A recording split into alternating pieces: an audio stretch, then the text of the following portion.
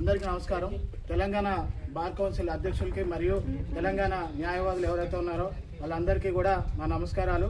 ఈరోజు మన సోదరి ఎవరైతే నిన్న తీవ్రంగా హత్య గావించి మరణించబడిందో స్వప్న గారి స్వగ్రామంకి రావడం జరిగింది. వాళ్ళ తల్లి గారిని కలిసి మా రోహిత్ పాల్ సింగ్ గారి ఆధ్వర్యంలో మాకు తోచిన సహాయం మేము చేయడం జరిగింది. ఈరోజు ఈ వీడియో చేయడానికి గల ముఖ్య కారణం ఏంటంటే, తన తల్లి ఏదైతే మన న్యాయవాదులు అందరికీ విజ్ఞప్తి చేస్తుంది, ఎవరైతే నా బిడ్డని పొట్టని పెట్టుకున్నాడో ఆ హంతకుడికి మీ తరపు నుంచి మీ చెల్లె లాంటిది అనుకొని ఎవరు కూడా న్యాయ సహాయం చేయొద్దు. వారు బయటికి తీసుకొచ్చా మళ్ళీ నన్ను కూడా చంపేస్తానని బెదిరిస్తున్నాడు, నాకు ప్రాణహాని ఉంది అని చెప్పేసి మీరు ఎవరు కూడా అతనికి బెయిల్ ఇచ్చి అతన్ని మళ్ళీ తీసుకొని వచ్చి ఇంకొక ప్రాణం పోకుండా చూసుకోవాలి అని చెప్పి మనకు అందరికీ విజ్ఞప్తి చేయడం జరిగింది.